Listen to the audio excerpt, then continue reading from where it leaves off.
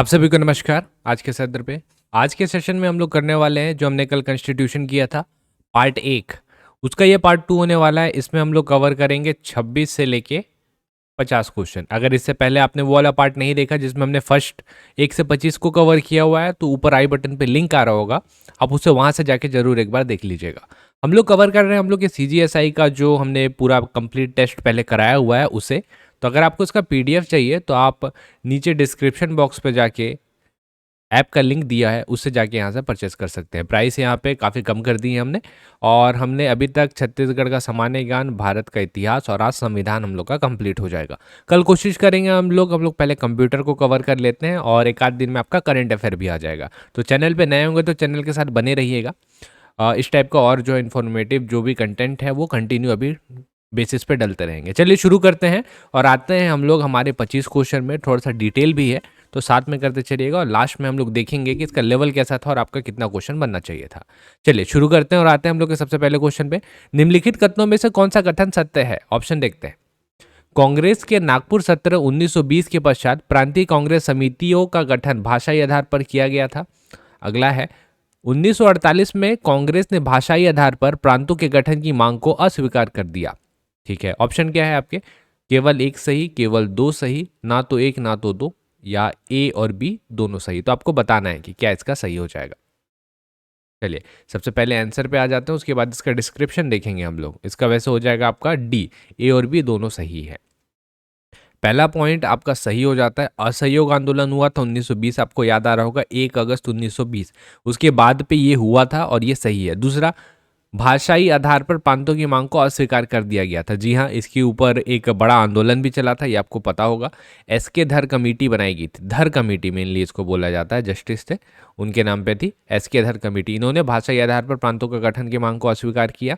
फिर बहुत ज़्यादा विद्रोह हुआ, फिर एक बना JVP कमेटी, इन्होंने भी अस्वीकार किया, बोला कि नहीं आप प्रशासनिक आधार पर कर लीजिए, भाषाई आधार पर मत करिए। फिर एक पोटी श्री राम मल्लू नाम थे उनके, 56 दिन के भूख हड़ताल के बाद उनका निधन हो गया। उसके बाद सृजन हुआ आपका आंध्र प्रदेश का।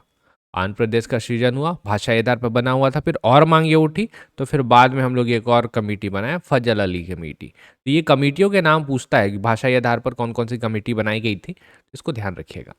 अगला, निम्नलिखित कथनों पर विचार कीजिए। नागालैंड, असम, मणिपुर, आंध्र प्रदेश, सिक्किम, मिजोरम, अरुणाचल प्रदेश तथा गोवा की प्रादेशिक मांगों को देखते हुए भारत के संविधान में अनुच्छेद 71A से 371A से 371I अंतर्विष्ट किए गए। ठीक है। अगला, भारत तथा संयुक्त राज्य अमेरिका के संविधान में राज्यतंत्र संघ और राज्य है किंतु नागरिक इकहरी है। ठीक है, नागरिकता इकहरी ऐसा बोल रहा है। अगला, कोई व्यक्ति जो देशीकरण द्वारा भारत का नागरिक है कभी अपनी नागरिकता से वंचित नहीं किया जा सकता। ठीक है, तो ये 3 ऑप्शन दिए हुए हैं, आपको बताना है कि कौन सा कथन सही है। इस टाइप के स्टेटमेंट वाले क्वेश्चन जनरली एग्जाम में पूछते हैं, तो उस टाइप के क्वेश्चन को हमने लिया हुआ है। सबसे पहले तो आपको यहाँ पे एक हिंट मिल गया होगा, ये वाला देखिए, पहला वाला। इसको मैंने आपको बताया था कि पार्ट 16 पे ऊपर वाले क्वेश्चन में ये किए थे हम लोग, पार्ट 16 में। तो पार्ट 16 में ये कवर होता है 371 ए, बताया था मैंने। 370 के बाद 371 भी बनाया गया था, तो ये पार्ट 16 में कवर होता है। मतलब एक तो आपका डेफिनेटली सही है, तो एक डेफिनेटली सही है। एक तो चाहिए ही था आपको, तो ये केवल 3 वाला तो गलत हो गया आपका। 1 3 हो सकता है, 1 2 3 भी हो सकता है। आइए दूसरा ऑप्शन देखते हैं। भारत तथा संयुक्त राज्य अमेरिका। संयुक्त राज्य अमेरिका में पता है नागरिकता आपको इकहरी नहीं मिलती है, वहां आप राज्य के भी नागरिक होते हैं और कंट्री के भी होते हैं। तो 2 तो गलत हो जा रहा है, 2 गलत हो जा रहा है, आपको 3 देखना है। देशीकरण द्वारा भारत का नागरिक है, कभी भी अपनी नागरिकता से वंचित नहीं किया जा सकता, किया जा सकता है, ये भी गलत हो जाएगा। मतलब आपका ये वाला गलत हो गया, तो आपका सही क्या हो गया? Option number D, option number D. जब आप अच्छे से क्वेश्चन पेपर को करने बैठेंगे तो ऐसे 2 ऑप्शन आपके बहुत ज़्यादा फंसेंगे, जैसे 1 3 और 1, ये 2 में से कोई एक फंस रहे थे, तो ऐसे वाले आपको बहुत मिलने वाले हैं एग्जाम में। तो इसके लिए प्रिपेयर रहिएगा, मेंटली भी प्रिपेयर रहिएगा। भारत में मौलिक अधिकार के संबंध में निम्न व्यक्तियों पर विचार कीजिए। निम्न कथनों या निम्न कथनों पर विचार करिए होना था यहाँ पे। यह राज्यकृत के विरुद्ध एक गारंटी है, यह संविधान के भाग 3 में सूचीबद्ध है, सामाजिक, आर्थिक और राजनीतिक न्याय सुनिश्चित करता है, यह संयुक्त राज्य अमेरिका में अधिकारों के बिल की भांति नहीं है। आपको एक बार पॉज करना है और बताना है कौन सा सही है कौन सा गलत है। स्टेटमेंट वाले क्वेश्चन है। चलिए एक एक करके आते हैं। ये राज्यकृत के विरुद्ध एक गारंटी है, डेफिनेटली है। जितना ज़्यादा अधिकार आपके पास रहेंगे आप उतना ज़्यादा राज्य के राज्य आप देखेंगे तो राज्य देना नहीं चाहते, क्योंकि आपके पास ज़्यादा अधिकार हो जाएंगे तो आप ज़्यादा स्वतंत्र हो जाएंगे। तो ये वाला पॉइंट सही बैठता है। संविधान के भाग 3 में सूचीबद्ध है, डेफिनेटली भाग 3 में है 12 से 35 यहाँ पे मिलेगा। सामाजिक आर्थिक और राजनीतिक न्याय सुनिश्चित करता है, जी नहीं, नहीं करता है। सामाजिक आर्थिक और राजनीतिक ये आपको मिलेगा आपका डीपीएसपी पे, आर्टिकल नंबर 38 पे, आर्टिकल 38 पे दिया हुआ है। तो ये वाला तो गलत हो जा रहा है। ठीक है। संयुक्त राज्य अमेरिका में अधिकारों के बिल की भांति नहीं है ये वाला भी ऑप्शन गलत हो जाएगा। मतलब एक दो सही है, एक दो सही है, मतलब ऑप्शन नंबर ए। थोड़ा बहुत प्रिंटिंग मिस्टेक है, इसको सही करते चलिएगा। और साथ में जो मेन कोर है क्वेश्चन का उसको समझिए। इनमें से कौन अपने पद की शपथ नहीं लेता? प्रधानमंत्री, राष्ट्रपति, लोकसभा अध्यक्ष या उपराष्ट्रपति? बहुत बार पूछा हुआ क्वेश्चन है और हर बार रिपीट भी करता है इसको। लोकसभा अध्यक्ष इसका सही आंसर होगा। अगला, निम्नलिखित में से किस आधार के कारण नागरिक की विचार अभिव्यक्ति की स्वतंत्रता पर प्रतिबंध नहीं लगाया जा सकता? ठीक है। भारत की संप्रभुता, लोक व्यवस्था, अवांछनीय आलोचना या उपरोक्त सभी? तो अगर आप आलोचना कर रहे हैं तो ठीक है, प्रतिबंध नहीं लगाया जा सकता, लेकिन आपका ऐसा आलोचना नहीं होना चाहिए जिससे भारत की संप्रभुता या व्यवस्था पे खतरा पड़े। तो ये सारे पॉइंट्स इंपॉर्टेंट है। भारतीय संविधान के अंतर्गत निम्नलिखित अधिकारों में से कौन सा एक अधिकार सभी व्यक्तियों को प्राप्त है? विधि के समान संरक्षण का अधिकार, भेदभाव के विरुद्ध अधिकार, स्वतंत्रता का अधिकार, सांस्कृतिक एवं शैक्षणिक अधिकार? पहले आंसर कर लेते हैं फिर डिटेलिंग में चलेंगे। सही आंसर हो जाएगा आपका ऑप्शन नंबर है, विधि के समान संरक्षण का अधिकार, जो आपको मिलता है आर्टिकल नंबर 14 में। तो ये आपको विदेशी हो या भारतीय हो दोनों को मिलता है। भेदभाव के विरुद्ध अधिकार ये है आपका आर्टिकल नंबर 15, तो ये सिर्फ भारतीयों को मिला हुआ है। स्वतंत्रता का अधिकार आर्टिकल 19 भारतीयों के पास है। सांस्कृतिक एवं शैक्षणिक अधिकार ये है आपका आर्टिकल नंबर 29 और 30 भारतीयों के पास है। ये वाला दोनों के पास है, आर्टिकल नंबर 14। अगला, जोखिम भरे उद्योग में बाल श्रम का उपयोग निषिद्ध किया गया है। भारत के संविधान द्वारा, 10 दिसंबर 1996 की सर्वोच्च न्यायालय के निर्णय द्वारा, संयुक्त राष्ट्र के चार्टर द्वारा या उपरोक्त सभी? अपने को इसमें क्या है ना, आप अगर लेना रहेगा इस टाइप से, अगर कोई क्वेश्चन आ रहा है और आपको एक लेना है कि क्या होगा इसका आंसर, तो मैं बोलूँगा इस केस पे ऐसे लीजिएगा, उपरोक्त सभी।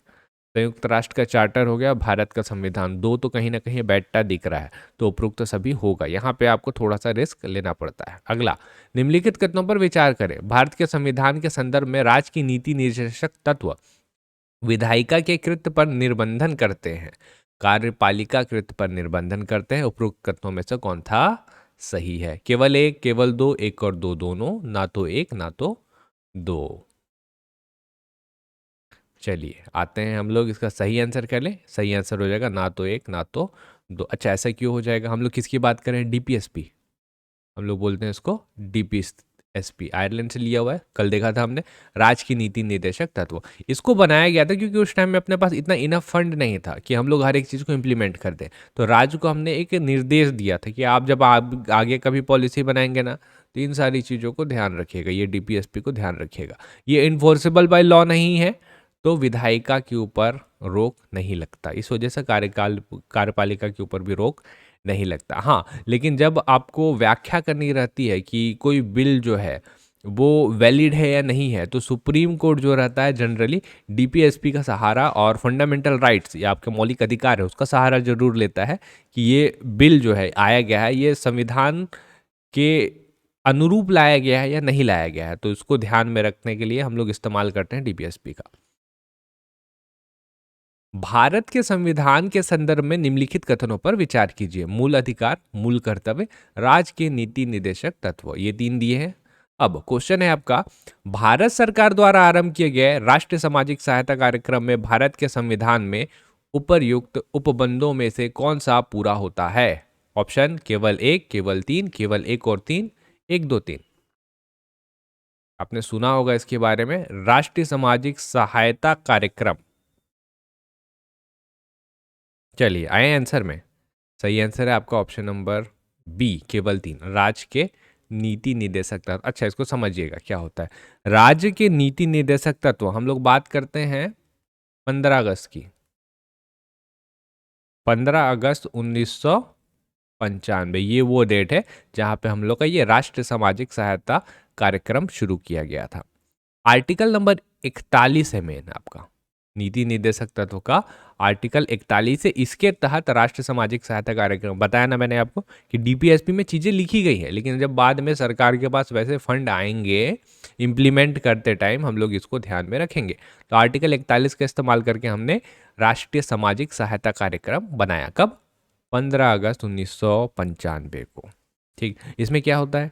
इसमें होता है, आपने सुना होगा पेंशन योजना, आपने सुना होगा विधवा पेंशन, आपने सुना होगा विकलांगता पेंशन। तो ये सारा चीज जो आया हुआ है ना, ये राष्ट्रीय सामाजिक सहायता कार्यक्रम के तहत ही आया, मतलब राज्य के नीति निर्देशक तत्व। तो ये जो है ना, क्या करते हैं आपके केंद्र को या सरकार को एक आदेश देते हैं। आदेश नहीं देते हैं, मतलब आप अपने बिल को बनाने टाइम में ध्यान रखिएगा कि ये सारी चीजें भी आपको करनी है। तो हमने 41 का सहारा लिया था।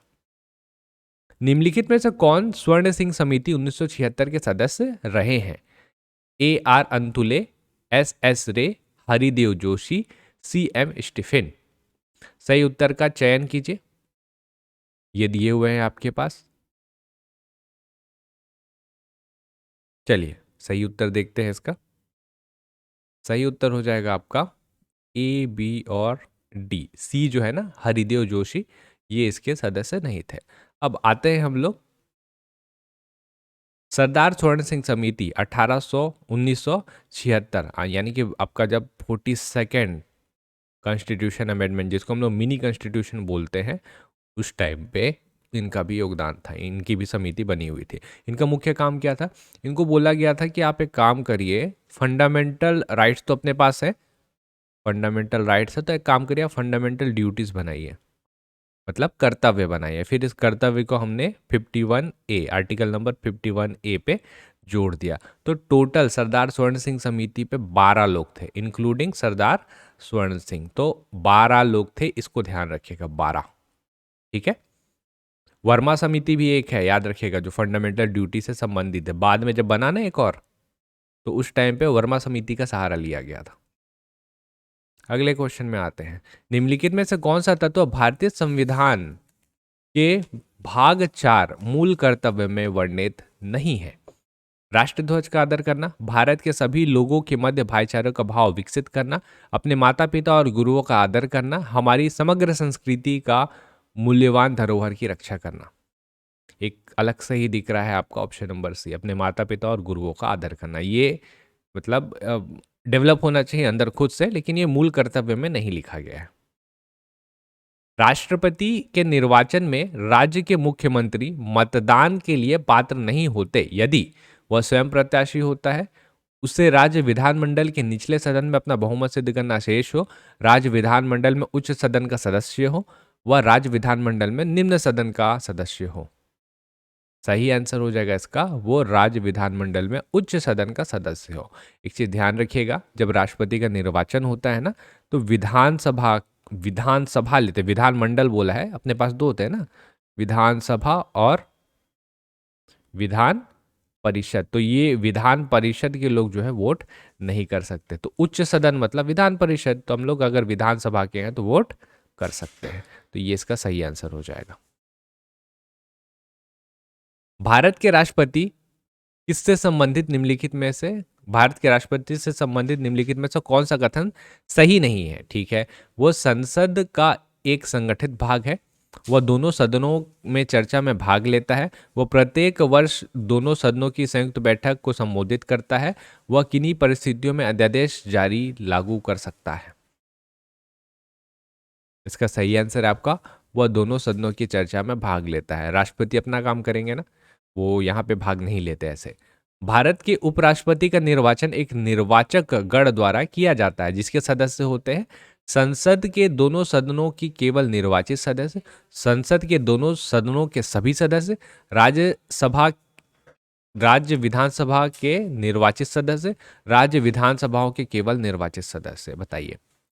तो अगर आप उपराष्ट्रपति का निर्वाचन करा रहे हैं तो उसमें आपको लेना पड़ेगा ऑप्शन नंबर बी, संसद के दोनों सदनों के सभी सदस्य, निर्वाचित और मनोनीत दोनों सदस्य जो रहते हैं उपराष्ट्रपति के निर्वाचन में भाग लेते हैं।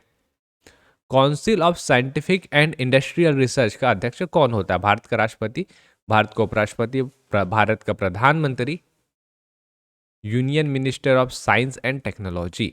तो यहाँ पे अध्यक्ष बोला यानी कि प्रेसिडेंट तो होते हैं आपके भारत के प्रधानमंत्री। अच्छा, इसको आप अलग नाम से CSIR के नाम से शायद जानते होंगे, शॉर्ट नेम आपको याद आ जाएगा, CSIR होता है इसका शॉर्ट नेम। इनमें से किसे 42वां संविधान संशोधन के तहत नहीं जोड़ा गया है? समाजवाद, पंथ निरपेक्ष, स्वतंत्रता या अखंडता? सही आंसर अलग से ही दिख रहा है, कल भी मैंने इसको कराया था आपको। वैसे स्वतंत्रता इसका सही आंसर हो जाएगा, तीनों जुड़े हैं बाकी। निम्नलिखित में से किसे संसद के दोनों सदनों में बोलने, अन्य कार्यवाही में सम्मिलित होने एवं किसी भी संसदीय कमेटी का सदस्य होने का अधिकार है परंतु उसे वोट देने का अधिकार नहीं है? ऑप्शन, भारत के महालेखा परीक्षक एवं लेखा नियंत्रक, भारत के मुख्य चुनाव आयुक्त, भारत के वित्त आयोग के अध्यक्ष, भारत के अटॉर्नी जनरल। सही आंसर आपका ऑप्शन नंबर डी, भारत के अटॉर्नी जनरल। लोकसभा के निर्वाचन के लिए नामांकन पत्र, ऑप्शन देख लेते हैं। भारत में निवास करने वाले किसी भी व्यक्ति द्वारा दाखिल किया जा सकता है।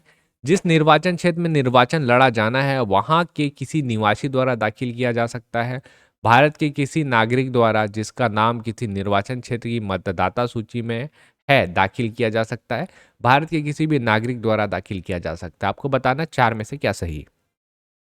सही आंसर डायरेक्ट बता देता हूं मैं आपको, ये हो जाएगा जिसका नाम जो है निर्वाचन क्षेत्र वहां की जो मतदाता सूची है उसमें होना जरूरी है ना। तो इसके बिना पॉसिबल नहीं हो पाएगा। नहीं तो निम्न संवैधानिक संशोधनों में से राज्यों से निर्वाचित होने वाले लोकसभा के सदस्यों की संख्या में वृद्धि करने से संबंधित कौन है? 22वां, 38वां, 31वां या 11वां? सही आंसर डायरेक्ट करते हैं ऑप्शन नंबर सी, 31वां सही आंसर है इसका। लोकसभा के अध्यक्ष को कैसे हटाया जा सकता है? लोकसभा के उपस्थित सदस्यों के 2/3 बहुमत से पारित संकल्प द्वारा, लोकसभा के सभी सदस्यों के बहुमत से पारित संकल्प द्वारा, प्रधानमंत्री की सिफारिश पर राष्ट्रपति द्वारा, या इनमें से कोई नहीं? ऑप्शन नंबर बी, लोकसभा के सभी सदस्यों के बहुमत से पारित संकल्प द्वारा ही इनको हटाया जा सकता है, सभी लोगों का। क्या बोला गया? बहुमत ना, तो यहाँ पे आपको 2/3, लगभग 2/3 तो लगेंगे ही लगेंगे। यदि सरकार राज्यसभा में पराजित हो जाए तो क्या होगा? प्रधानमंत्री अपना त्यागपत्र दे देगा, संसद भंग हो जाती है, राष्ट्रपति शासन लागू हो जाता है, उपरोक्त में से कोई नहीं। कोई नहीं होना चाहिए। क्यों? क्योंकि जो सरकार है उसका पूर्ण जो रहता है मतलब लाइबिलिटी रहता है वो लोकसभा के प्रति रहता है। लोकसभा से ही सरकार चुन के आई है ना, तो अगर लोकसभा में ये होता तो भंग हो जाता, प्रधानमंत्री त्यागपत्र दे देगा मतलब हो जाएगा, त्यागपत्र हो ही जाएगा आराम से। लेकिन ऐसे में क्या होगा? कुछ नहीं होगा, कुछ नहीं होता है राज्यसभा में। निम्नलिखित में से कौन संसद सदस्यों का सामूहिक विशेष अधिकार नहीं है? चर्चा एवं प्रक्रिया की स्वतंत्रता, संसद की आंतरिक विषयों के संचालन का अधिकार, साक्षी के रूप में उपस्थिति से स्वतंत्रता, अपरिचितों को संसद के सदन से बाहर रखने का विशेष अधिकार। ऑप्शन नंबर सी, साक्षी के रूप में उपस्थित होने से स्वतंत्रता इसका सही आंसर हो जाएगा। अगला है, संविधान की आत्मा किसे कहा जाता है? मौलिक अधिकार, प्रस्तावना, नीति निर्देशक तत्व या मौलिक कर्तव्य? सही आंसर है आपका ऑप्शन नंबर बी, प्रस्तावना को कहा जाता है। निम्नलिखित में से किस समिति में राज्यसभा का प्रतिनिधित्व नहीं होता? लोक लेखा समिति, सार्वजनिक उपक्रमों की समिति, प्राक्कलन समिति, सरकार की आश्वासन समिति? तो सही आंसर अलग से दिख रहा, प्राक्कलन समिति इसका सही आंसर हो जाएगा। और लास्ट क्वेश्चन है आप लोगों के लिए, वोट देने का अधिकार कौन से अनुच्छेद में आता है? 324, 326, 316 या 280? सही आंसर है ऑप्शन नंबर बी, 326। तो यहाँ पे होते हैं हमारे पूरे 50 क्वेश्चन समाप्त। अब आपको बताना है इस 50 क्वेश्चन में आपके कितने बने। अच्छा, अगर हम लोग बात करें कि इसका लेवल कैसा था, तो अगर मैं 25 क्वेश्चन में बात करूँ ना आपको कितना बन जाना था, तो 19 से 20 आसपास, क्योंकि कुछ अच्छे क्वेश्चंस भी थे जिसकी वजह से आपको थोड़ा सा हार्डनेस लगा होगा। 18-19 आसपास भी आ रहा है तब भी मैं मान के चलूंगा कि ठीक है, 4-5 क्वेश्चन छोड़ने लायक हैं। या कुछ और भी छूट सकते हैं। अगर आपकी अच्छी तैयारी है तो, थोड़ी वीक है तो थोड़े से कम बनेंगे। अब 50 इसमें मेरे को लगता है आप 40 आसपास आराम से अच्छे से बना लेना था। तो कमेंट करके ज़रूर बताइएगा मेरे को कि आपके कितने बने और लेवल कैसा था, क्योंकि पिछला वाला हमने थोड़ा सा ईजी किया था, तो इस वजह से कुछ लोग बोल रहे थे कि बहुत ईजी कर दी है।